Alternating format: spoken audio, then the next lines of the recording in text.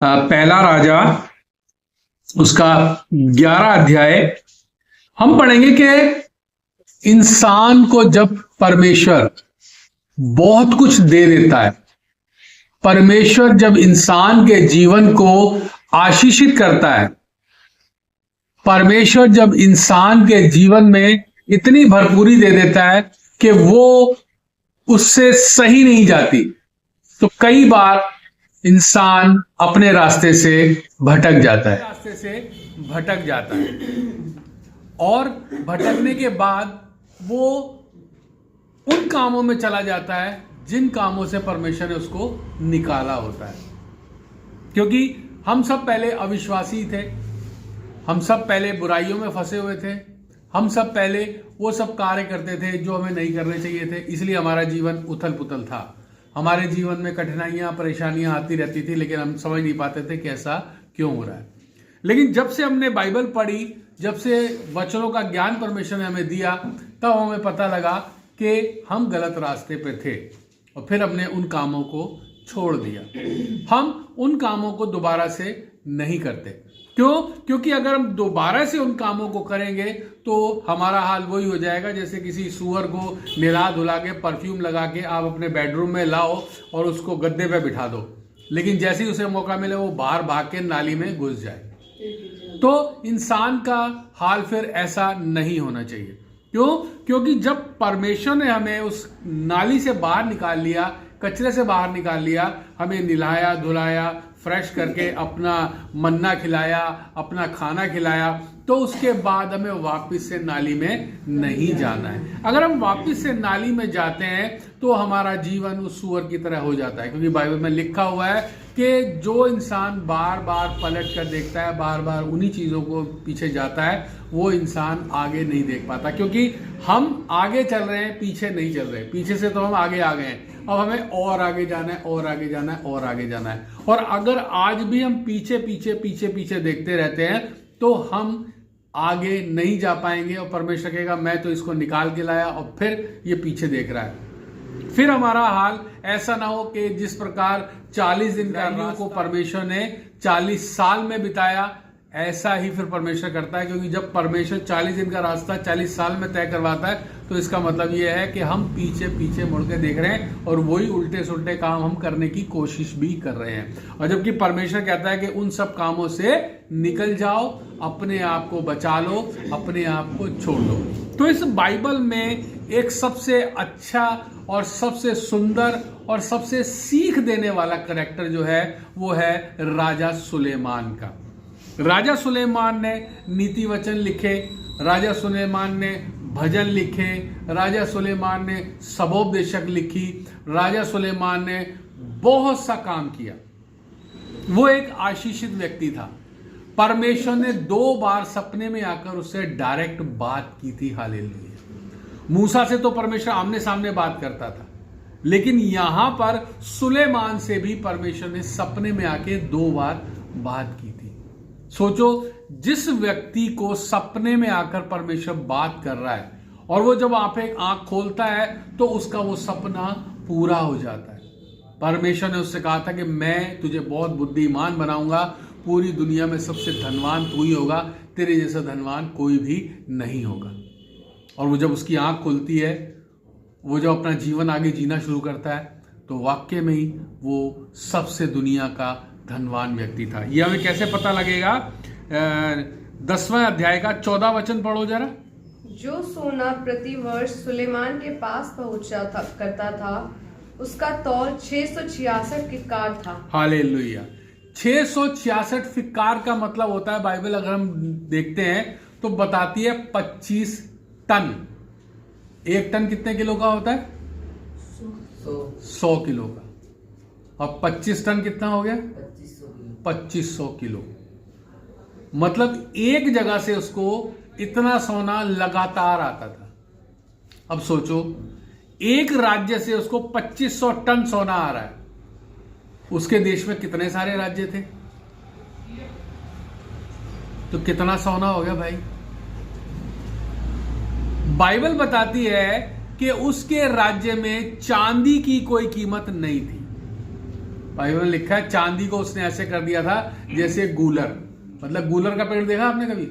गूलर का जो पेड़ होता है बहुत विशाल होता है, उस पे चढ़ के तोड़ने की जरूरत नहीं पड़ती, वो जैसे जैसे पकते जाता है अपने आप गिरते जाता है। उसके नीचे बहुत सारे गूलर गिरे होते हैं, लोग उठा उठा के ले जाते, धो धा के खा लेते। ऐसा उसने चांदी का हाल कर दिया था। उसके राज्य में चांदी जो थी वो गूलर के फल की तरह हो गई थी, और सोना जो था वो इतना ज्यादा भंडार में हो गया था कि उसके पास रखने की भी जगह नहीं थी। और जब उसके पास रखने की जगह नहीं थी तो उसने क्या किया? ये 16वां वचन पढ़ो जरा। राजा सुलेमान ने सोना कड़वाकर 200 बड़ी बड़ी ढालें बनवाई और एक एक ढाल में 600 शेकेल सोना लगा। एक ढाल में था 600 शकेल सोना, मतलब 3.5 किलो की एक ढाल। 3.5 किलो की एक ढाल बनाई और बहुत सारी बनाई। अब सोचो, आज हिंदुस्तान में जो हमारा सोना है वो बिस्किट में आता है ना? बिस्किट में आता है या जेवरों के रूप में आता है, लेकिन जो सरकार सोना खरीदती है वो ऐसे जो ईंट होती है उसकी शेप में खरीदती है और उसको फिर अपने पास स्टोर करती है।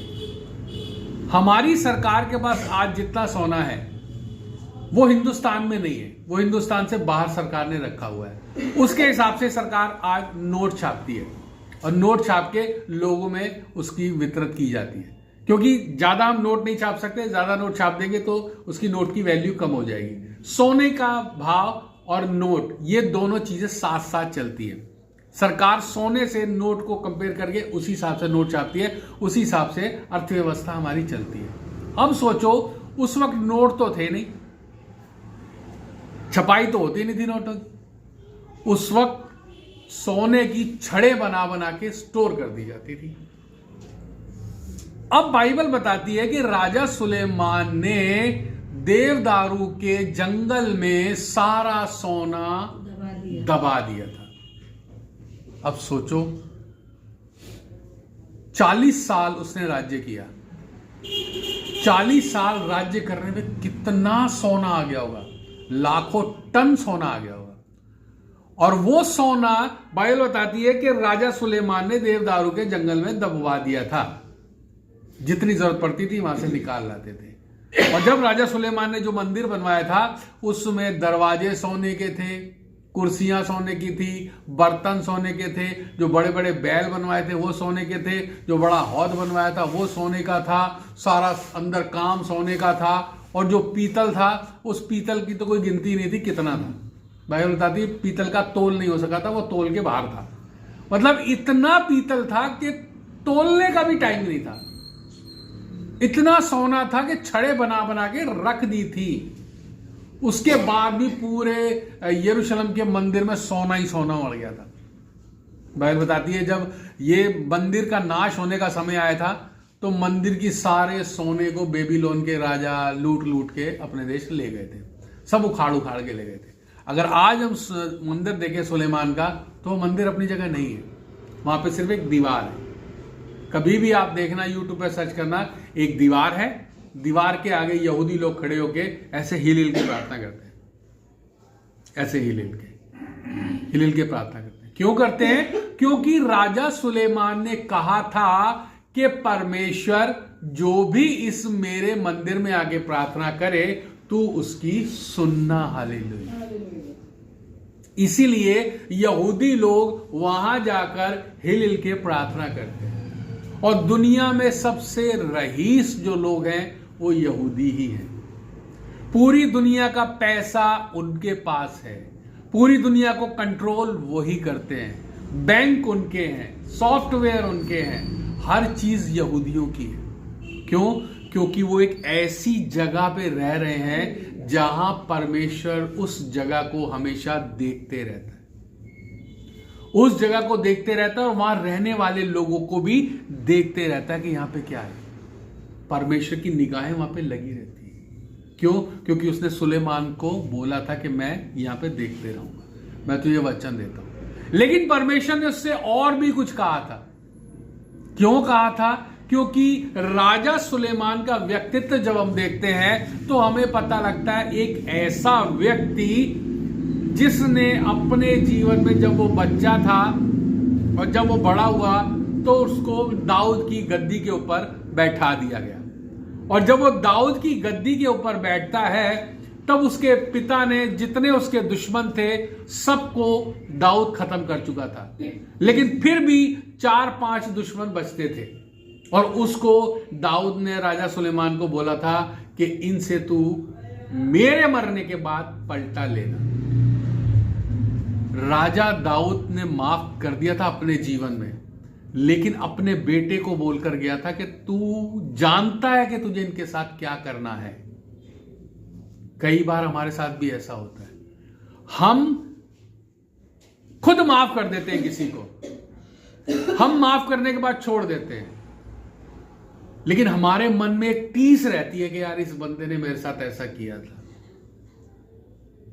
कई बार हम अपने बच्चों को बोल जाते हैं मेरे मरने के बाद इसके साथ तुम ऐसा करना, मैंने तो इसको माफ कर दिया, लेकिन आज हम यीशु मसीह के टाइम में ऐसा नहीं करते। क्यों? क्योंकि यीशु मसीह ने कहा भाई तुम माफ करो तो तुम्हें माफ किया जाएगा, जिस नाप से तुम नापते हो उसी नाप से तुम्हारे लिए भी नापा जाएगा।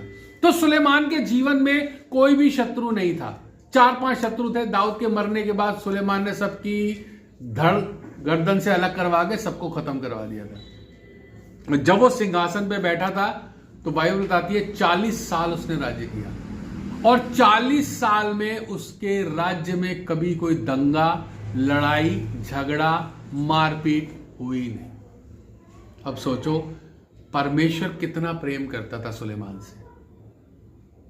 40 साल राज्य किया और 40 साल में कोई लड़ाई नहीं लड़ी उसने। सिर्फ जो बात न्याय के लिए आती थी वो मुंह से बोलता था, वो सही न्याय हो जाता था। लोग दूर दूर से आते थे उससे मिलने के लिए, भाई ये राजा इतना आशीषित है, इतना बुद्धिमान कैसे? और लोग उसके पास आते थे, अपार धन संपत्ति लेकर आते थे उससे मिलने के लिए, और जब वो जाते थे तो राजा उससे ज्यादा धन संपदा उनको देके भेजता था, जैसा शीबा की रानी के साथ हुआ। शीबा की रानी देश से चल के आई, अपार सोना चांदी धन दौलत ऊंटों पे लाद लाद के लाई कि मैं राजा सुलेमान को दूंगी, और उसने राजा सुलेमान को दिया। लेकिन जब उसने राजा सुलेमान का वैभव देखा तो उसकी आंखें चकरा गई।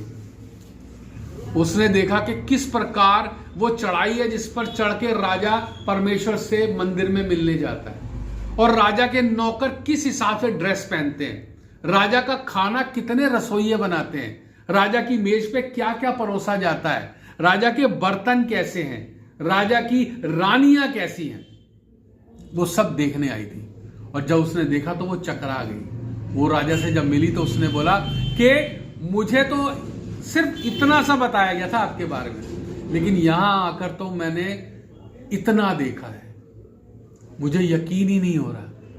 वो शीबा की रानी, पता नहीं क्या क्या उसने उससे सवाल किया, लेकिन राजा ने सारे सवालों का जवाब उसको दिया। अब सोचो एक ऐसा आशीषित व्यक्ति जिसने 40 साल में कोई लड़ाई ही ना लड़ी हो, ऐसा हो नहीं सकता। लेकिन दूसरे राजाओं का इतिहास देखें ना तो कोई 6 महीने में 6 युद्ध कर रहा है, कोई साल में 2 युद्ध कर रहा है, कोई 5 साल में 6 7 8 10 युद्ध कर रहा है। तो उनका जीवन युद्ध में, लेकिन सुलेमान का जीवन शांति से बीत रहा था। हालेलुया। सुलेमान के साथ कोई भी लड़ने वाला नहीं था। क्यों? क्योंकि परमेश्वर ने उसकी जीवन में शांति दी थी। परमेश्वर किसके जीवन में शांति देता है? जिससे परमेश्वर प्रेम करता है ना। जब बच्चे, जो माँ बाप अपने बच्चों से प्रेम करते हैं, जब बच्चे अपने माँ बाप से प्रेम करते हैं तो माँ बाप उनका ध्यान रखते हैं, उनके जीवन में शांति देते हैं, उनको हर बुराइयों से दूर करके रखते हैं, हर लड़ाई झगड़े से दूर करके रखते हैं। लेकिन जो बच्चे खराब होते हैं, निकम्मे होते हैं, उनको माँ बाप ध्यान ही नहीं देते, वो तो मरने दे, जैसा करेगा वैसा भरेगा। ऐसा ही परमेश्वर ने सुलेमान को संभाल के रखा था 40 साल तक। 40 साल उसके राज्य में एक भी युद्ध नहीं हुआ। हालेलुया। लेकिन सुलेमान ने क्या किया? सुलेमान ने जाके एक औरत ब्याह ली जो मिस्र के राजा की बेटी थी। मिस्र के राजा की बेटी से उसने शादी कर ली। हालेलुया। जबकि बाइबल में परमेश्वर ने कहा था कि मैं तुम्हें मिस्र से निकाल के ला रहा हूं, वापस वहां पे मत जाना, वापस वहां पे मत जाना। जैसा कि परमेश्वर हमें निकाल के लाया है, परमेश्वर ने हमने कहा जो तुमने पीछे कर दिया वो ठीक है, लेकिन आगे को कोई गलत काम ना करना। लेकिन उसने पहला ही गलत काम क्या किया? फिरौन की बेटी से शादी कर ली। दूसरा गलत काम क्या किया? फिरौन से उसने घोड़े मंगवाने चालू कर दिए। मिस्र से ताकतवर घोड़े आते थे, जबकि बाइबल में अगर उत्पत्ति में हम पढ़े तो परमेश्वर ने कहा था कि राजा ज्यादा घोड़े हाथी ना रखे। लेकिन वो मिस्र से बहुत सारे घोड़े हर महीने उसके पास आते थे और उसके लोग खरीद कर रखे जाते थे। पर उसने क्या किया फिर? अन्य जाति की औरतों से शादी करनी शुरू कर दी। इसलिए बाइबल हमेशा मना करती है। बाइबल क्या कहती है? एक विश्वासी की शादी एक विश्वासी के साथ ही होनी चाहिए। अगर एक विश्वासी की शादी एक अविश्वासी के साथ होती है तो उनके जीवन में शैतान कभी भी काम कर सकता है। अब ये आशीषित व्यक्ति है, परमेश्वर की आशीषें इसके ऊपर है, सोने का कोई इसके पास हिसाब नहीं इतना है, चांदी गूलर के वृक्ष के समान है। लोहे का तो बाइबल में जिक्र ही नहीं है कि लोहा भी वहां पे कुछ था। पीतल बताती है बाइबल कि वहां पीतल के भंडार थे, पीतल यूज होता था, चांदी यूज होती थी, सोना यूज होता था। लोहा तो वो यूज ही नहीं करते थे, अगर करते भी होंगे तो बहुत थोड़ी मात्रा में उसके ऊपर सोना चांदी चढ़ा देते होंगे, पीतल चढ़ा देते होंगे, लोहा कम यूज करते थे। लेकिन आज हम सबसे ज्यादा क्या यूज करते हैं? लोहा। हम सोने का एक इस कमरे में अगर इतनी बड़ा भी सोना का कोई फ्रेम लगाना चाहे तो हम नहीं लगा सकते, लाखों रुपए का आएगा। सोने का भाव उस वक्त भी कोई कम नहीं होगा। हर जगह, हर देश में, हर सालों में सोने का भाव अमीर लोगों के लिए कोई मायने नहीं रखता, लेकिन गरीब लोगों के लिए मायने रखता है। जब हमारी शादी हुई थी उस वक्त 4,000 रुपये सोना था। 4,000 रुपये हमें उस वक्त ज्यादा लगते थे। हमारे पिताजी की जब शादी हुई थी तब सोना बहुत कम था, 300-400 रुपये था। वो उनको 300-400 ज्यादा लगता था। हमारे दादाजी जब सुनार थे वो उनके टाइम में 20-25 रुपये तोला था, उनको 20-25 रुपये तोला भी ज्यादा लगता था। तो सोचो राजा सुलेमान के समय में जो सोना था वो सिर्फ राजा सुलेमान के लिए ही सस्ता लगता था, बाकी उसकी प्रजा के लिए सस्ता नहीं लगता होगा। क्योंकि आज हम जिस टाइम में हैं, हर पीढ़ी अलग अलग टाइम में होती थी। हर पीढ़ी को अलग अलग टाइम में सोने का भाव दिया जाता था। हर पीढ़ी को हर उसमें टाइम में सोने का भाव ऊपर नीचे होते रहता था। अगर आज से 400-500 साल पुराने हम जाएंगे तो लोग जब धोती होती पहनते थे, कुर्ता पहनते थे, उस वक्त सोने का भाव 1-2 रुपये 4 रुपये ऐसे हुआ करता था। और उससे पीछे जाएंगे तो 8 आने 12 आने ऐसे हुआ करता था। सोने की वैल्यू नहीं थी। लेकिन जो अमीर लोग थे वो सोना फिर भी ढेर कर करके रखते थे, क्योंकि हमारी जो अर्थव्यवस्था है वो सोने से ही चलती है। हमारा जो जीवन है वो सोने से ही चलता है। अगर सोना नहीं है तो अर्थव्यवस्था डगमगा जाती है। किसी के भी घर में जब कोई आफत आ जाती है तो वो सबसे पहले अपने घर में सोना देखते हैं कि कितना है, चलो इसको बेच के आओ और अपने जो जिंदगी की जो प्रॉब्लम्स है उसको दूर करो। ऐसे ही होता है ना। हम सोना बचा के रखते हैं, चाहे छोटी सी चीज बना के रखें चाहे बड़ी सी चीज बना के रखें, है ना।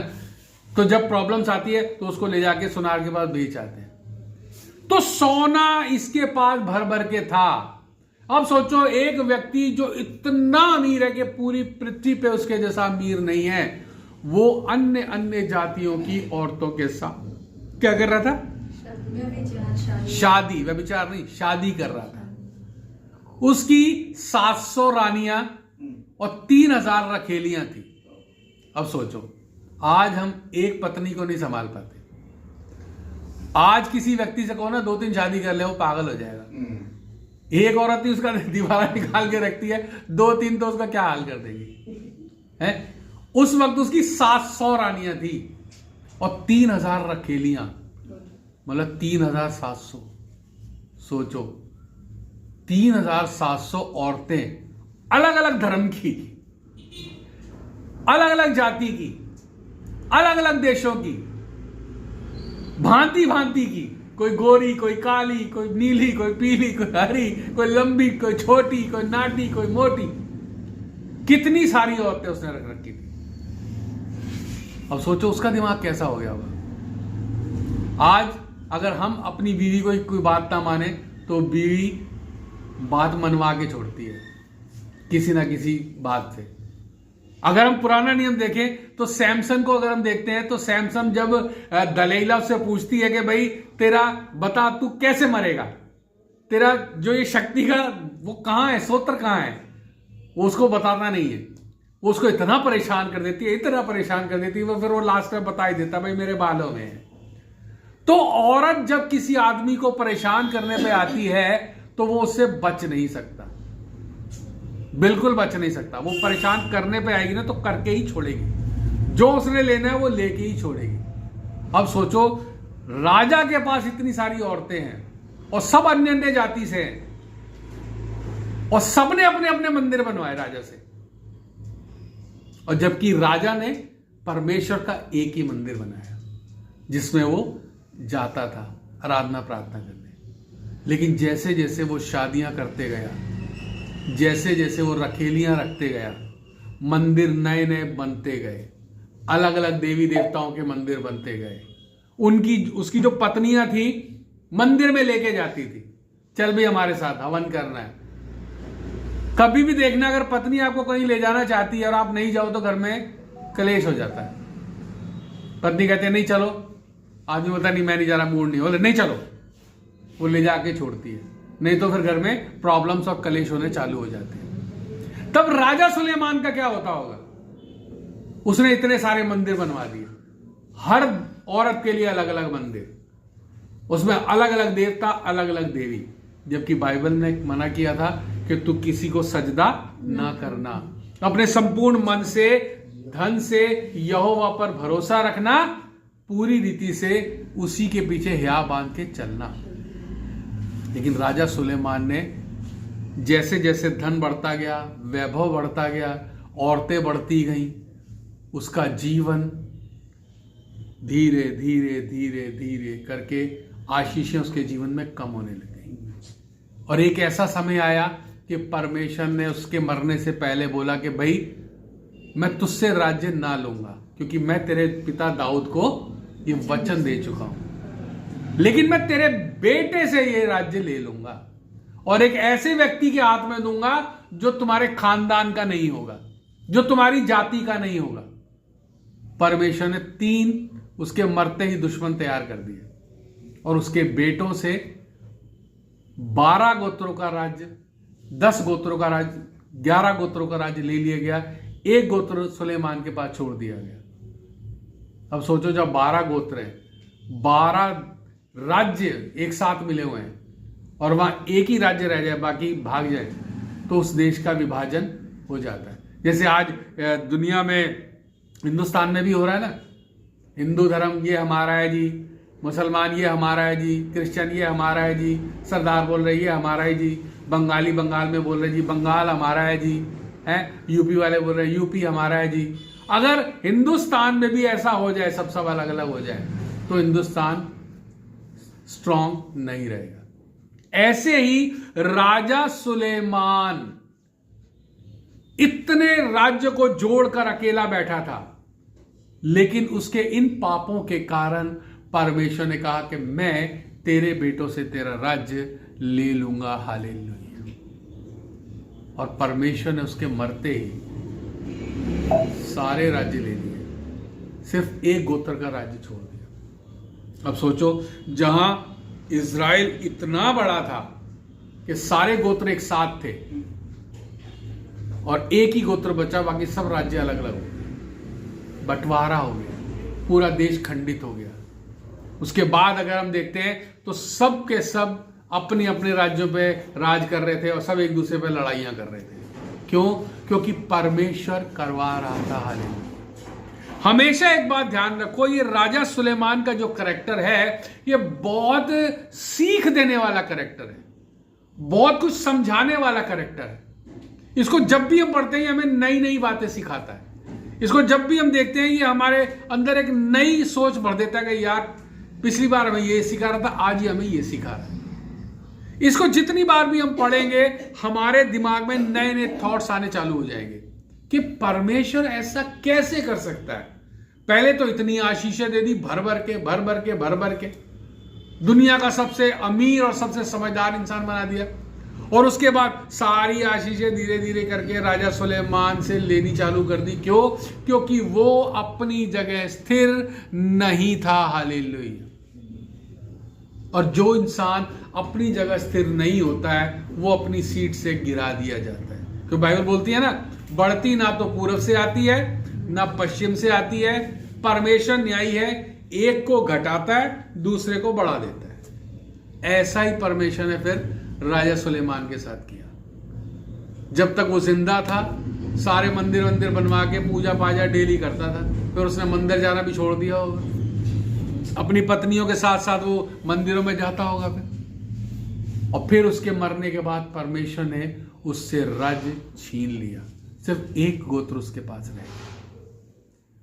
तो ये चीज हमें एक ऐसी बात सिखाती है कि परमेश्वर जब हमें आशीषों से भर देता है, परमेश्वर जब हमें धन दौलत से भर देता है, परमेश्वर जब हमें भौतिक वस्तुओं से भर देता है, जब परमेश्वर हमारे दुखों को हमसे दूर कर देता है, जब परमेश्वर हमारे जीवन में शांति स्थापित कर देता है, तब हमें उसको छोड़कर दूसरी जगह नहीं जाना चाहिए।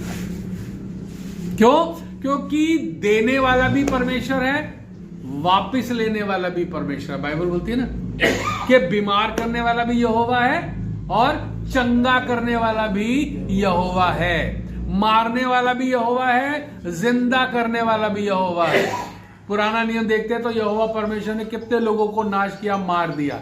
लेकिन नया नियम जब हम देखते हैं तो यीशु मसीह ने हमें माफ करना सिखाया, कांटों से हमें माफ करना सिखाया, और माफ करने के बाद हम आज एक ऐसी जगह स्थापित हैं जहां से परमेश्वर हमें देख रहा है और हम परमेश्वर की नजर में सही से चलते आ रहे हैं। हालेलुया। अगर हम राजा सुलेमान को पढ़ते हैं तो हमें एक रास्ता मिलता है, एक ऐसा रास्ता जो शांति की ओर जाता है, और एक ऐसा रास्ता भी मिलता है जो पतन की ओर जाता है।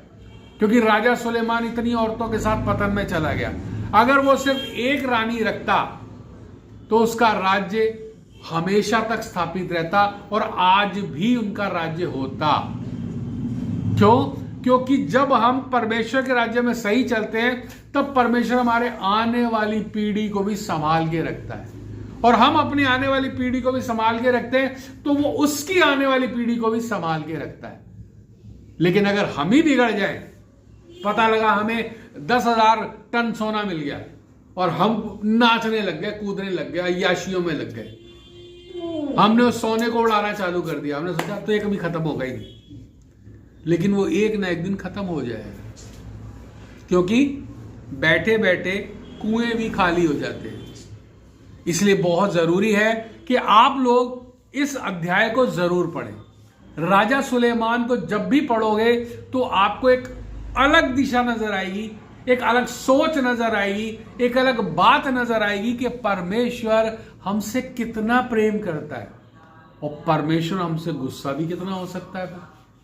क्योंकि बाइबल बताती है परमेश्वर जिससे प्रेम करता है उसकी ताड़ना भी करता है। हालेलुया। जैसे बाप एक बेटे को प्रेम करता है तो उसकी ताड़ना भी करता है, ऐसे ही परमेश्वर जिससे ज्यादा प्रेम रखता है उसकी ताड़ना भी फिर तगड़ी वाली ही करता है। हम ये ना सोचे कि भाई हम तो परमेश्वर के पुत्र पुत्रियां हैं, परमेश्वर हमसे क्या कहेगा, हमारी तो जिंदगी सही चल रही है, हम तो मौज में हैं। नहीं, समय आने पर परमेश्वर गलती करते ही ऐसा चपेटा मारता है ना, ऐसा चपेटा मारता है ना कि हमें वो दिखता नहीं है, लेकिन वो हमारी जीवन में नजर आ जाता है। राजा सुलेमान को दिखा नहीं, लेकिन उसके आने वाली पीढ़ी के जीवन में नजर आ गया। सारे राज्य उनसे ले लिए गए, सब सोने चांदी कहां चले गए। वो सोना जो सुलेमान ने दबाया था आज भी नहीं पता कहां है, वही होगा शायद। और अब तो वो वही किसी ने निकाला भी होगा या नहीं निकाला होगा, है ना। तो हम परमेश्वर से जो भी हमें आशीष मिलती है, परमेश्वर हमें जो भी देता है, परमेश्वर हमारे शरीर को, आत्मा, जीवन, प्राण को, हमारे घर में कुछ भी बरकत देता है, तो हमें उसको छोड़कर निकल नहीं जाना है, हमें उसे छोड़कर भाग नहीं जाना है। हमें प्रार्थना में लगातार आना है, प्रार्थनाएं लगातार करनी है। चर्च में हमें हमेशा जिंदा है उपस्थित होना है। देखो, काम परमेश्वर ही देता है और काम परमेश्वर ले भी लेता है। पुराना नियम जब हम पढ़ते हैं तो नियम था कि कोई भी व्यक्ति अपने घर पे सब्त के दिन नजर नहीं आना चाहिए, कोई भी व्यक्ति खाना बनाता हुआ नजर नहीं आना चाहिए, कोई भी व्यक्ति काम करता हुआ नजर नहीं आना चाहिए। एक व्यक्ति लकड़ी बीनता हुआ मिल गया था, तो मूसा के पास उसको लाए कि भाई इसका क्या करें, सब्त के दिन ही लकड़ी बीन रहा था। तो मूसा ने परमेश्वर से पूछा, परमेश्वर ने कोई दया नहीं की, पत्थर मार मार के खत्म कर दो, मार दो, मार दिया। अब सोचो कि परमेश्वर एक साइड तो इतना प्रेम कर रहा है और दूसरी साइड तरस भी नहीं खा रहा। ये परमेश्वर का न्याय है।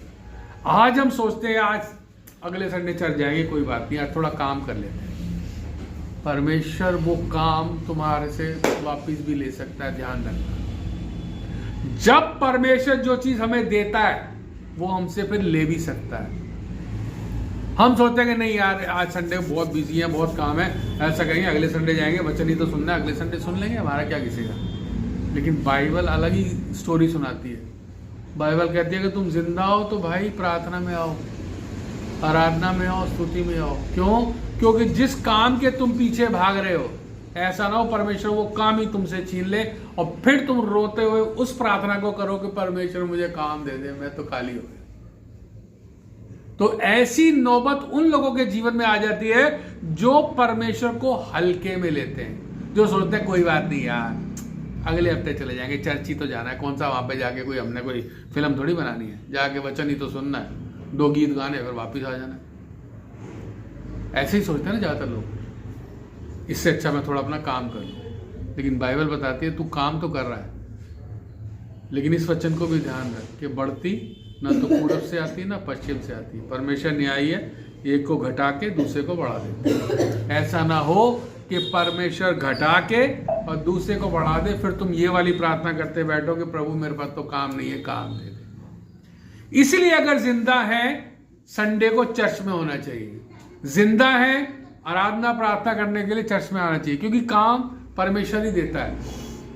और जब हम परमेश्वर से ज्यादा अपने काम को महत्व देते हैं तो हमारी नजरों में वो मूर्ति पूजा के बराबर हो जाता है, परमेश्वर की नजरों में भी मूर्ति पूजा के बराबर हो जाता है। तब परमेश्वर कहता है अच्छा मैंने काम क्या दिया, ये तो मुझे ही भूल गया, चलो इससे सबसे पहले काम ही खींचो। तो परमेश्वर वो डोरी सबसे पहले काटता है जहां से वो उड़ रहा होता है। तो ऐसा ना हो कि परमेश्वर उस डोर को काटे जिसमें तुम उड़ रहे हो। इसलिए राजा सुलेमान को पढ़ो, अपने जीवन में सीखो और उतारो कि परमेश्वर हमसे बहुत प्रेम करता है, लेकिन परमेश्वर बहुत ताड़ना भी करता है। हालेलुया। जिस प्रकार उसने राजा सुलेमान की। हालेलुया। परमेश्वर का